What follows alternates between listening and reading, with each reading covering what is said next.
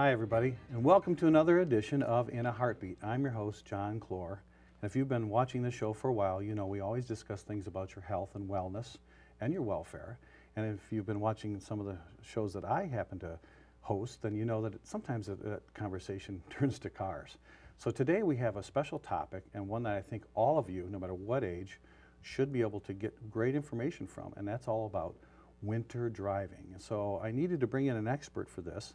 So I brought in someone who I know in a previous life that went through the Bob Bondurant School of High Performance Driving out in Phoenix, Arizona, an expert driver himself, a longtime automotive journalist, and now the senior editor at the Society of Manufacturing Engineers. Here's a return appearance by Jim Sawyer. Jim, welcome to the show, and thanks for coming back. We really appreciate this. I think, Jim, this is going to be a really good topic because with winter upon us, you know, I had Chris Sawyer, your brother, in to talk about the health of your car. And I want to apologize. It's a typical sibling rivalry there. But Chris did a great job on talking about how we can get our car ready. And now I want to go to you to talk about how mentally we can get ourselves in the right state of mind so that we don't wind up having a bad injury, a bad accident, something bad happening to us. And as far as the safety aspect of driving goes, I think there's a lot to be learned, so we've got a lot to pack in today. Right. I think the number one thing I want to talk about is, Jim, you brought in a wonderful prop today. Well, I wish I hadn't had the opportunity, but this is a wheel off my daughter's car. And recently, with all the rain, she was driving in an area where there were no street lights, and a very large pothole was filled with water. Okay. She couldn't see it, and so she wound up putting a big dent. And that's why this wheel now, why does it sit flat on the ground there? You can see because there is a dent here. Probably can't see it too well. Yeah, I can see it right now. She hit that pretty hard. But that points up the need for visibility, being able to see and being seen by other people when you're driving.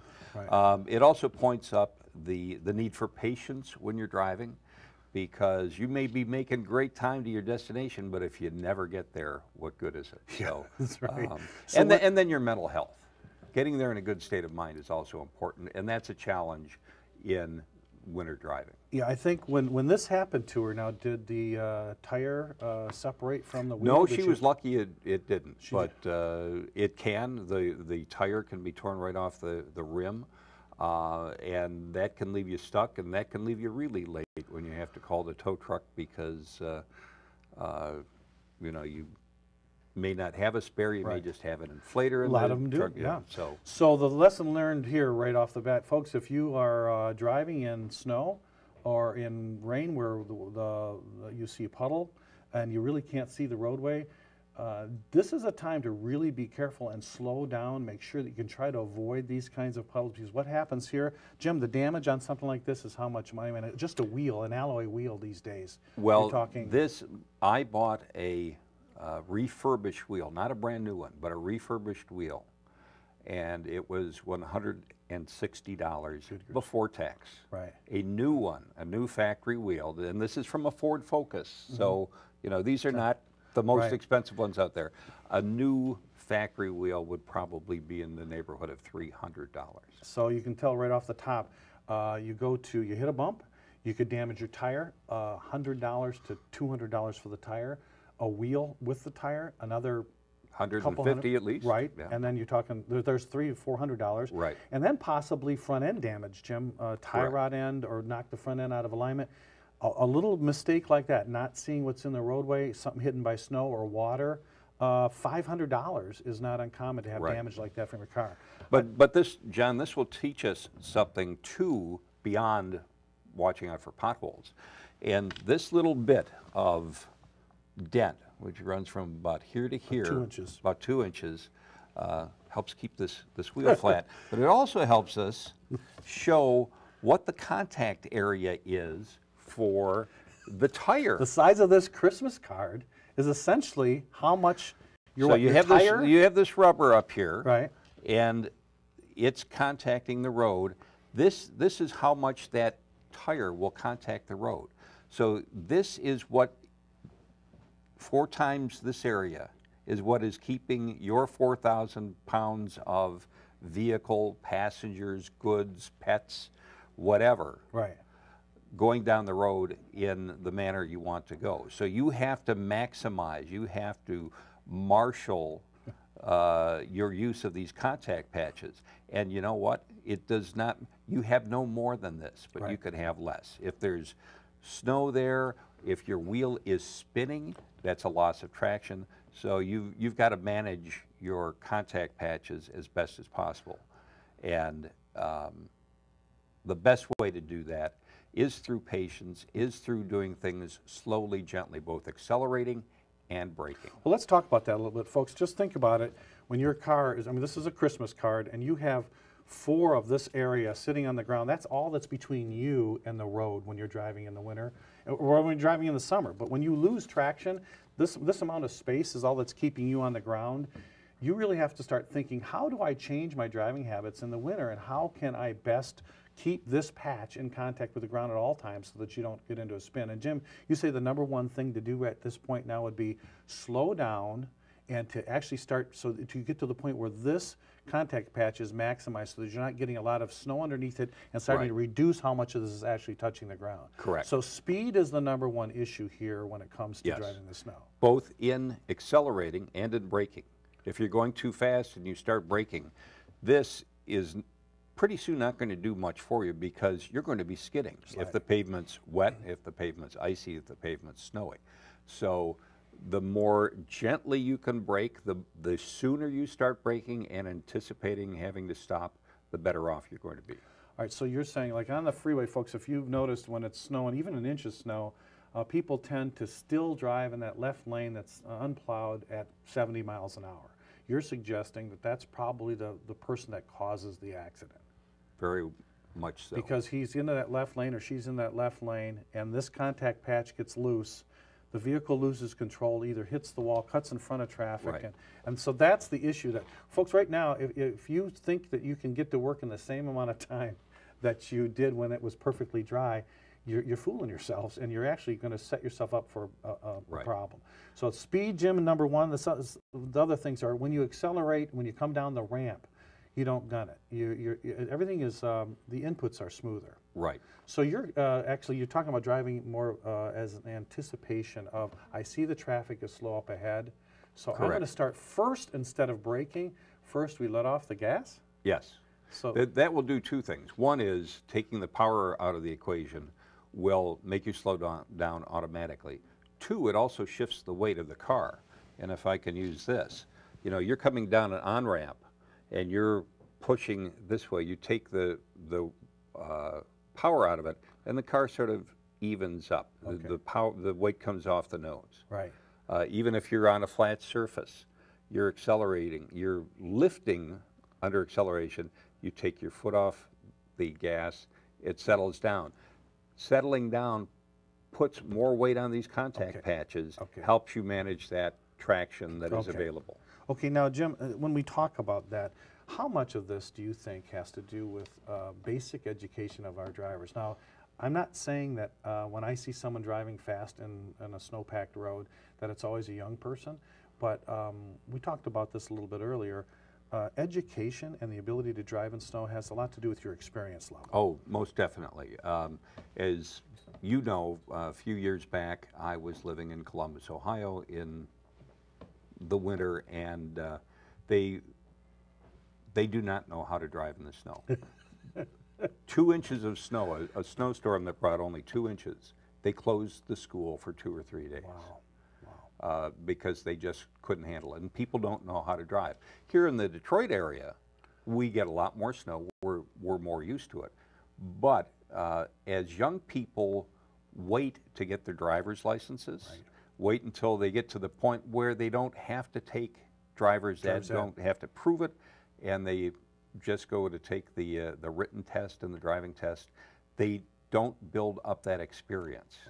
And I know when I was a kid, every winter, my dad would make us go out in a snow-covered parking lot, generally on a Sunday, because stores tended to be closed then, or and maybe in some cases that was a long time ago. But then you get a chance to go out and practice, and he'd say, "Okay, hit the gas, slam on the brakes, jerk the wheel to the right, and you learn how the car behaves under those conditions. Right, I think and that can pay off.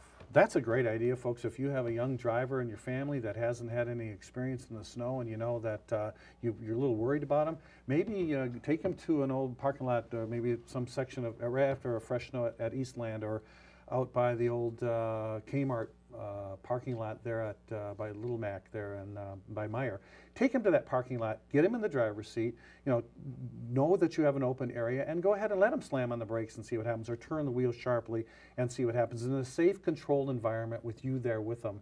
And sometimes that will really give them some experience. But Jim, how much of it has to do with the fact that we don't drive rear-wheel drive cars anymore with the weight in the front? Like I went to Wayne State in a V8 rear-drive Mustang, and albeit I'll put snow tires on it, but how much of it is we're spoiled. We're driving front-wheel drive cars with ABS, and now we trust so much to the car, our skills are lessened. There are a lot of electronic crutches that can eventually get you into trouble. We drive a lot more trucks now, and some of those tend to be rear-wheel drive. But a lot of those trucks have all-wheel drive, and so you think, I'm invulnerable. I can go through anything. Right. I can plow through that snow on the freeway, but can you stop? So the thing to remember, even if you have an SUV, your contact patches are no different than they get any no other bigger. car. They so get no bigger. The SUV doesn't really, I mean, even though all four wheels may be turning, right, you're still restricted by the laws of physics. So, right. so you're suggesting that because we have all-wheel drive trucks, front-wheel drive cars, ABS, things that we never had before. Traction control, stability control. We're kind of relying on this technology rather than relying on our own personal skills. Yes. The key point to know is if you don't do things with patience and gentleness in winter weather, you are going to get to the point of no return. You are going to get to the point where these electronic aids can no longer help you. Right. For instance, this particular car was a rear-wheel drive car. That means the weight of the engine's up here, the drive wheels are down here. You can spin the rear wheels very easily on wet or snowy pavement because there isn't a lot of weight holding it. Front-wheel drive car, you have the engine up here. These are the wheels that are being driven. So the weight is on the axle. So the weight is on the driven wheels, so it's easier to go. And so we're not used to getting our car into a spin. Right. Which brings, I think we've really hit an important point here when you talk about winter driving, and that's something a lot of us don't really know about. We hear it on television. It's called black ice, and there's a phenomenon of black ice, and there's something that we call hydroplaning when it's just wet outside. Jim, why don't you talk a little bit? What the heck is black ice, and what are we looking for when we're looking for black ice, and how do we avoid it? Well, you can't always see black ice. That's why it can be so dangerous. But it is a very thin film of moisture that has been laid down on the pavement. Could be from snow melt, could be from a little bit of misting, could be that there have been snow flurries, but the pavement's been warm from the sunlight, and then the snow lands, it melts. Refreezes. And it fills in all those little granulations in the asphalt and the concrete. Which give this contact patch. Right. Okay. Okay. But it's still slippery.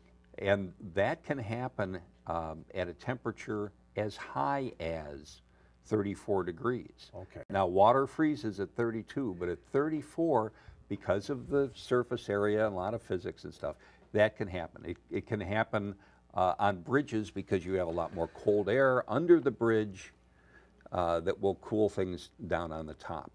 The one way you can see black ice is to look for the glare, right, for a sheen on the pavement. Right. So, hence the name black ice. When right. you think of ice, you think of white or snow or something shiny. Yeah, or maybe gray. Black ice means you see black as if the asphalt was seen between you and there's no problem with the pavement, but you don't actually see that there is glare on that. Right. And there is a sheet of ice, and it's very slippery. So the term comes because you can actually see the pavement below. But really, Jim, in many ways, that's even more dangerous than 2-3 inches of snow if you don't. Because you're unaware. So what's the first tip that you're on black ice and when you're driving? I mean, let's use this car as an example. You're driving along and you hit a patch of black ice. Will you feel in the steering wheel? What's the? You can go ahead and use that as a little demonstration. Okay. Well, not to get too much into physics, but Newton's 3 laws of motion say that things that are in motion tend to stay in motion until acted upon by an outside force. Right. So if you're just going along straight, you're not accelerating, you're not braking, Steady. you're not turning. Right. You hit a patch of black ice. You hit a patch of black ice, you may tend to just ride over it and never know you've been there. But let's say you're talking to the person in the passenger seat next to you, you turn the wheel a little bit. Right. You've put an input in there. You've changed the equation ever so slightly. You can actually get a little squirm up there on the front of the car from being on the ice. You should be able to feel that in the steering wheel. You can. Now with so much power steering, it's not always the case, but if you pay attention, you should. If it's a problem, if it's enough skid where it's a problem, you should feel it. All right, so when you feel that skid, Jim, do you step on the brake? Do you, I mean, what do you do to, do you try to hold, I mean, an input you're telling me at that point would be dangerous. A brake or letting off the gas suddenly might put the car? Either of those would be bad Okay. to do, but if the car is going in this direction and you have the steering wheel just slightly pointed towards the right or towards the left, just ease it back so that the steering wheel is pointed in the direction you want to travel, but ease it. And you should regain that grip on your tire patches, resume the traction, and keep going. Now, if you were to accelerate, all right, what you're doing, whether it's a front or rear drive car, you're accelerating, you're going to be actually lifting the front of the car. Putting the weight towards the back of the losing traction up here. I see. So that's a problem. Or braking, you're going to be going nose down because you're slowing down rapidly. That can cause bad things to happen. Well, we've seen, Jim, when you drive on the freeway, we've seen someone in front of you where the tail is like moving, like you see this. Now, some people overreact, and what they'll do is if they hit the brake or try to jerk the wheel back, that will then put the car into some kind of violent swing, which is when you see people either, when it catches, it hits the wall, or conversely, if it spins that way, it goes into another lane of traffic, which affects 2 or 3 other people who all have to stop, which causes a chain reaction. So you're saying that when you see black ice or you feel this car get a little bit loose, the best thing to do is gently let off and try to steer your way through that instead of a quick turn of the wheel or a quick... Everything should be very, very gentle, very, very gradual. Okay, so inputs are key, folks. Right. Any kind of input into the steering wheel, into the brake. You don't want to suddenly lurch off the gas, suddenly slam on the brake, or suddenly turn the wheel. Any of that stuff on a slippery surface will put the car into a spin. So it's likely that you're not really going to be paying attention. Slow down, slowly let off the gas, try to regain control of the car, not with sharp inputs, and you should be able to pretty much slide through this. All right, Jim, one other thing, when we talk about driving, we went to the school, they'd say, always look into where you want to go. And when it comes to a spin, people have been told turn in the direction of the spin, and maybe turn the wheels. So why don't you show us what they mean by that? Well, if you're driving along and you hit a patch of snow or ice and you lose traction, you do spin.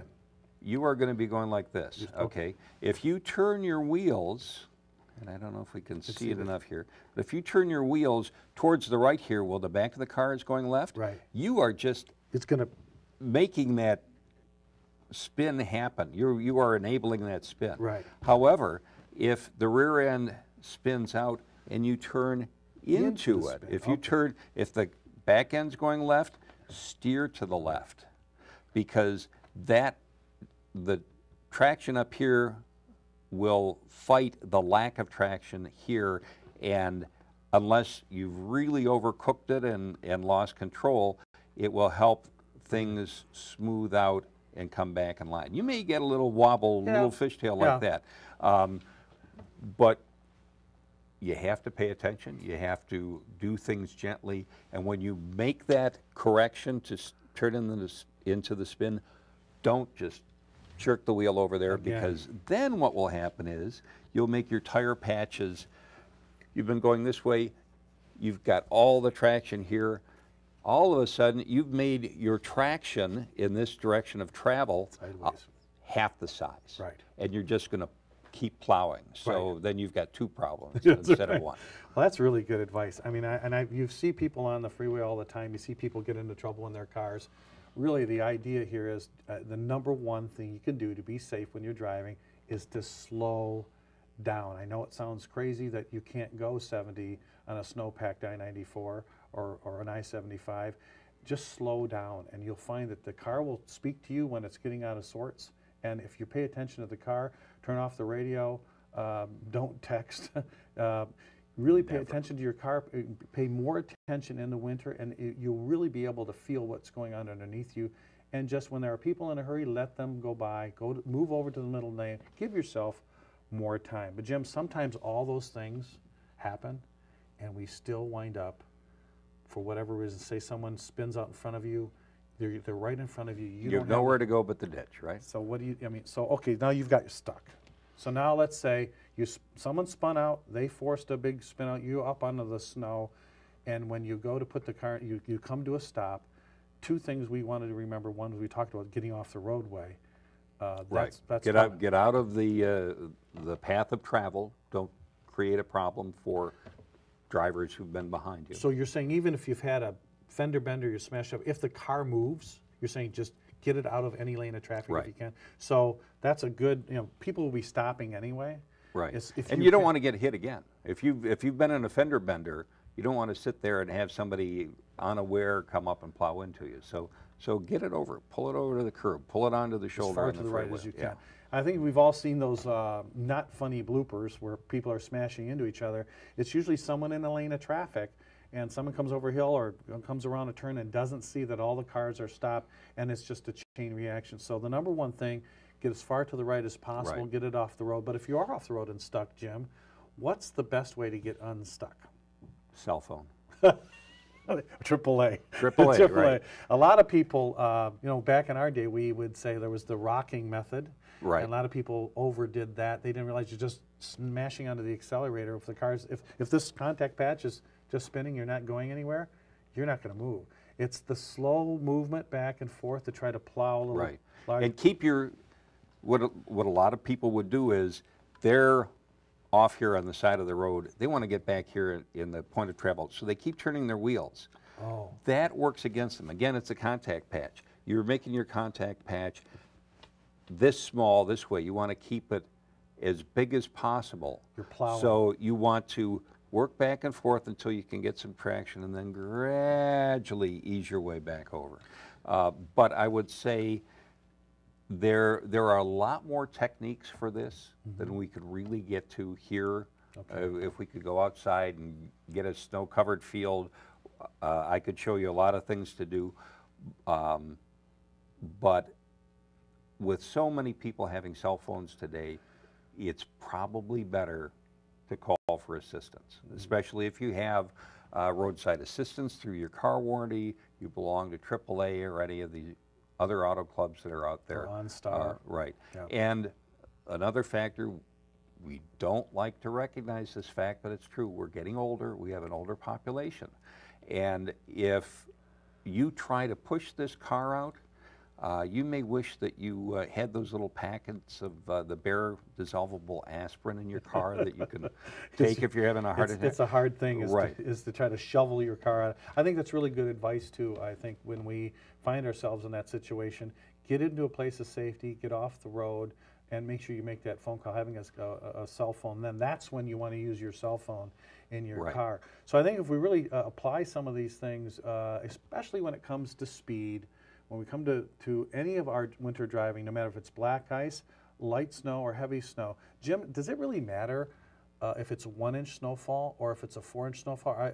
People don't seem to care when it's only an inch or so, and they're only worried about getting to work when it's 4 inches. Is that really the way to be thinking about snowfall? No, because the amount of snow only matters given the amount of road maintenance that's taken place. You might have a 1-inch snowfall, the road commission is out there, they plow, they salt, boom, it's gone, the roads are clear, the roads are dry, and off you go. If it's a 6-inch snowfall, it may take them longer to get out there. It may continue to snow, so they have to keep coming back and clearing it, so you're not having the clear pavement that you would But if you lose traction, you lose traction. It can be from 1/8 of an inch of black ice or 8 inches of fresh powder snow, doesn't matter. All right, we're gonna throw Jim the curveball now. Okay, Jim, it snowed 3-4 inches overnight. You've got to get to work. You're getting up a little bit earlier. Okay. When you get out onto the freeway, you notice the center or right lane has got 2 ruts in it, and the left lane is completely fresh snow, or maybe someone has tried to plow. Is it unsafe to drive in that left lane, even though no one's been going? You can only see the 2 ruts in the middle lane. What do you do? It is a quandary. Personally, what I would prefer to do is head out I-94 to Metro Airport and fly to Florida. But with those 2 lanes, those 2 rutted lanes, your choice of those 2 or a totally snow-covered lane, stay out of the totally snow-covered lane. The problem with the rutted lanes is eventually you're going to have to get out of that lane. Right. And if there's a buildup, a shoulder of ice, when you go to get out of there, again, go gently, turn your wheel gently, use your gas gently. Probably shouldn't use your brakes because you're going to need some headway to get over there, but do it gently. Oh boy, this is fantastic advice, folks. I know that 2 things we don't want to hear when we're trying to get to work is to slow down and to be easy on the inputs. But I think Jim's advice at the very beginning, when he talked about the wheel damage and we talked about black ice or snowfalls or driving in the winter, the #1 thing, patience, patience, patience. That's the #1 thing. Give yourself more time, slow down, pay attention to what the car is telling you, and make sure that little contact patch stays in as close to the actual ground as possible, and you'll be fine. Well, Jim, we're already out of time. I really appreciate you coming in today. I want to thank our guest today. Jim Sawyer has been the go-to guy for expert advice. I think some of this stuff, Jim, has been really important. Thanks for coming by today. You're quite welcome, now, if they have John. a question, if there's anyone that wants to talk to you a little bit further about winter driving, can they email you over there at the Society? Yes, my email address is jsawyer, JSAWYER, @sme.org. Okay, check that email on your screen. Send me a question. If you think I haven't told it straight, let me know. I'm always willing to learn, but if I can help folks out, I'm more than happy to do so. Thank you, Jim. We appreciate your time. And folks, if you have a topic you'd like us to cover, you can just call the War Memorial at 881-7511. And again, remember that knowledge is power. I'm your host, John Clor. Thanks for watching.